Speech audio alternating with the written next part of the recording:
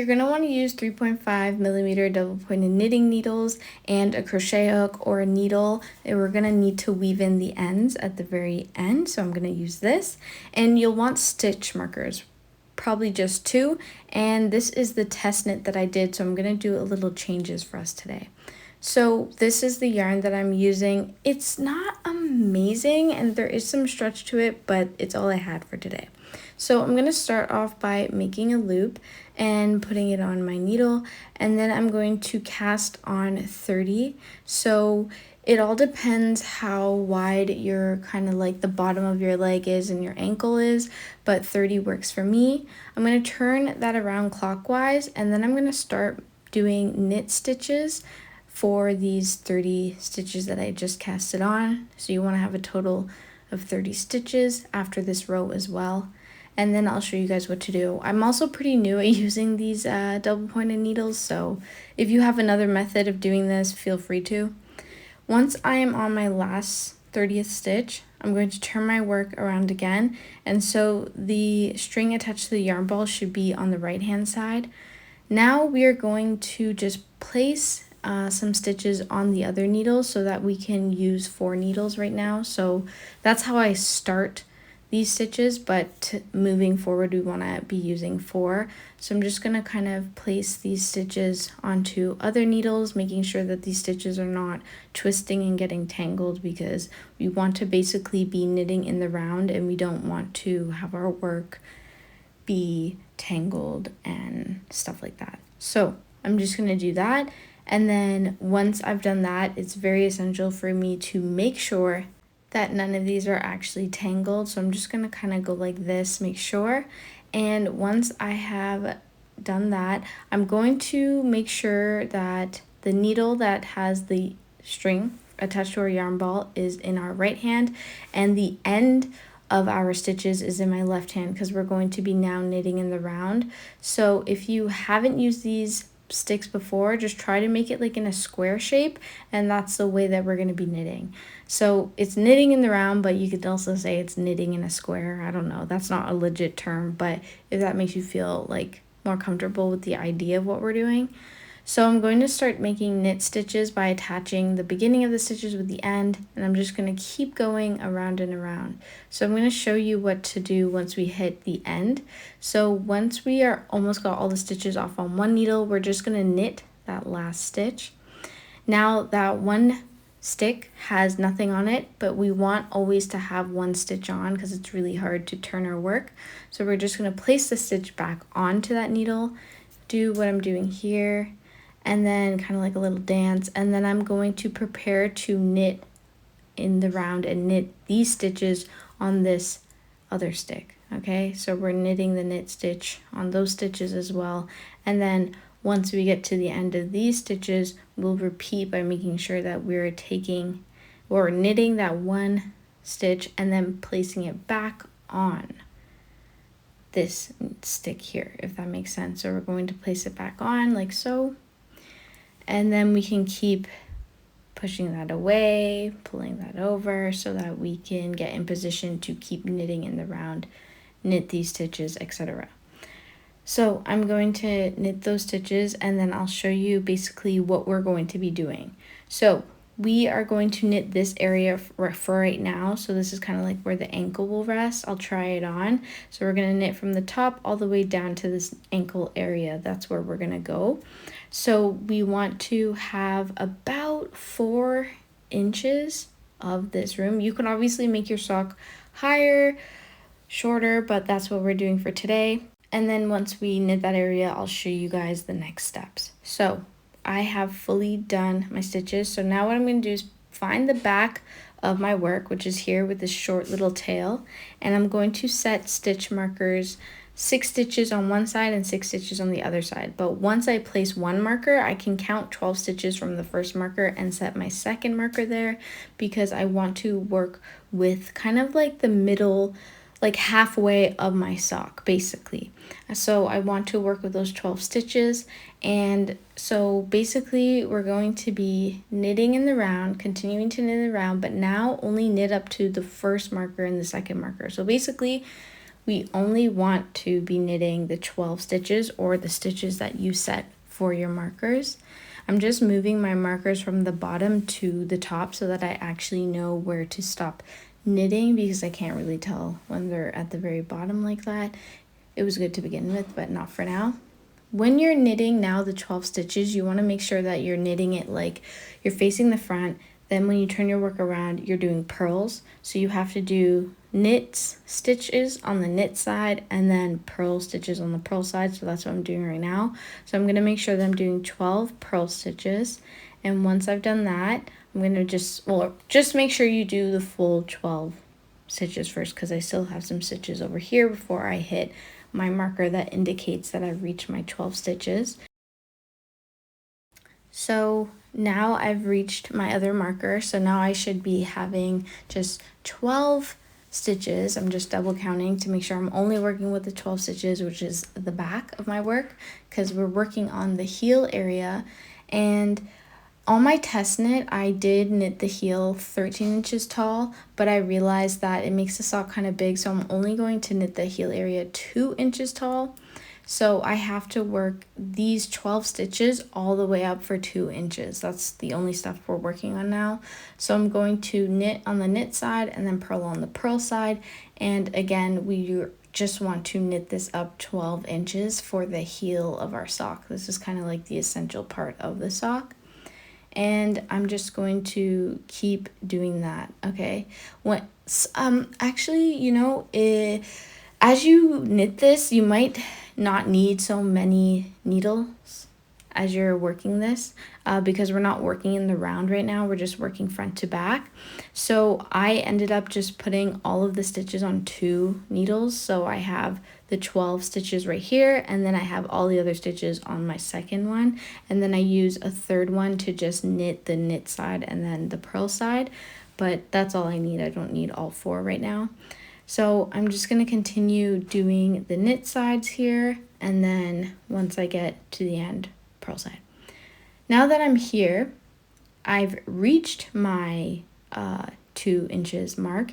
However, we don't want the string that is attached to our yarn ball to be on the right side. We don't want it on that side. We want it to end up on the left side. So I'm going to knit another round just so that the string is on the left side. Okay, so if you have the same as me, just knit this one row and I'll meet you on the left side. Now that I'm on the left side, it's time to cast on stitches from this heel area. So we're going to be casting on stitches from this side here. This is going to help us make the rest of the sock. So you're just going to go on the side that we just knitted and cast on stitches. So I'll show you again because it's kind of hard with this really teeny tiny yarn. But I'm going to go under a loop, wrap it around, and pull through. Okay, so just going under a loop, wrapping the yarn, pulling it forward, and this is casting on stitches on the side of the heel flap, or the 2-inch flap that we just knitted. This is what we're doing, casting on stitches. Once I've cast on one side, then I'm just going to keep knitting these stitches, which are on my other knitting needle, until I reach the other side of the flap. Okay, so now we are on the other side, so now we have to cast on stitches like we just did on the previous side. You get what I mean? I hope that makes sense. So now I'm going to cast on stitches on this side, the same we did for the other side. Once I have done that, then I will show you guys next steps. So we have fully casted on all the stitches back on, but it looks awkward on these needles, so I'm just going to make sure that I'm using 4 needles again. So I'm going to put the stitches back on the other needles that are available for me to use. And once I have 3, I'm still going to gather some stitches and put them on the 4th. Okay, so now I have 4 needles that I'm working with. I'm going to basically knit in the round for a lot of rows now, because this is, we're doing like the foot part of the sock, because we have the ankle and the heel part completed. So we're going to work all the way up here, and you want to knit for about 6.5 inches high. Now if you wear a size 8, you want to knit 1 inch lower. So my total height will be 7.5 because I wear a 7.5 shoe. If you wear a 9, then you want to stop at 8 inches. So I'm just going to now, if you are familiar with knitting, you're just going to knit in the round, keep going all the way up until you make progress on this foot area. As you can see, I've done a couple rows now, and this is the shape of my sock. So we have the heel part that is infused with the foot part. So here's some more progress that I'm doing. So I'm just going to keep knitting up like so, and I'm just going to keep going and going. So let's review what we did. We knitted 4 inches till we got here. Then we took the back of our work and we knitted up 2 inches for our heel area, very vital part of the sock. And then after the heel area, we casted on these stitches along here, and then we already had stitches on our needles for there, and then we also repeated and casted on stitches on the other side of the heel. And then we started to work in the round all the way up, and I've reached my 6.5 inches. So I will show you guys what this looks like. I'm going to try it on so that you know you're at the same spot as me. So your sock should basically be almost done.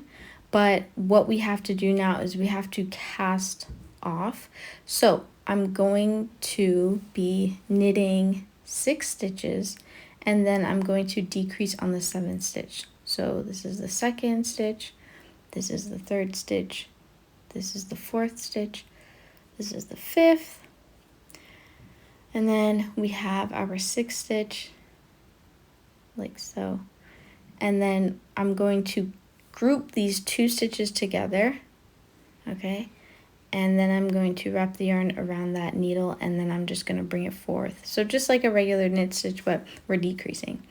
So I have to knit this one as well. So I count that as 1 that I have to do, but we have to put that back on the other needle and then keep working in the clockwise direction. So that's 1 stitch, this is 2, this is 3, this is 4, this is 5, and that's, or 5, and this is 6, 7, or sorry, 7, 8. Gonna do my decrease like so, and repeat. So that's basically what you want to do, and you're gonna do that till the hole is very small like this.